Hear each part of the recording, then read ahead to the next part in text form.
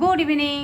এখন বিকেলে বেরোনোর জন্য রেডি হচ্ছি, আর রেডি হয়েই গেছি। চুলটা শুধু আঁচড়াবো, সন্ধ্যাবাতি টাদি সবই দিয়ে দিলাম।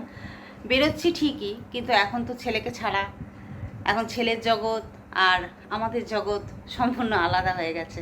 ছেলে এখন নিজের জগতে অবশ্য ও খুশিই আছে, ওর কোনো প্রবলেম নেই, ও নিজের জগৎটা নিয়ে বেশ ভালোই আছে। পড়াশোনা আর নতুন নতুন এখন ক্লাস হচ্ছে, অতএব ও তো ওর জগৎটা নিয়ে ওকে থাকতেই হবে।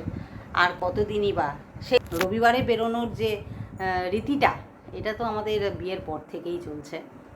ও হওয়ার পরেও কোনো দিনও এক চুলও, কি গ্রীষ্ম কি শীত কি বর্ষা, কোনো দিনই আমাদের এই রবিবার বেরোবো না এরকম হয়নি, খুব মানে প্রবলেম না থাকলে।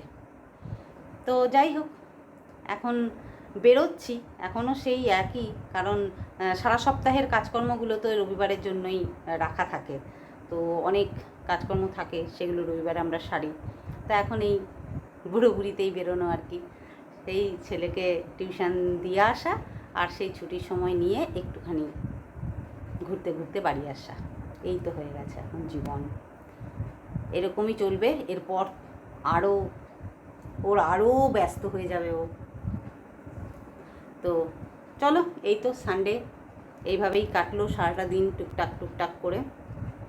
এখন বেরোবো, কিছু কাজকর্ম আছে সেগুলো মেটাবো, যা যা কেনাকাটি আছে সেগুলো কিনবো, টুকটাক জিনিস। তো আর তারপরে আমার ছেলেকে টিউশন থেকে নিয়ে পিসি শাশুড়ির বাড়ি যাব, ওখানে রাতে খাওয়া দাওয়া করে তারপরে বাড়ি আসবো।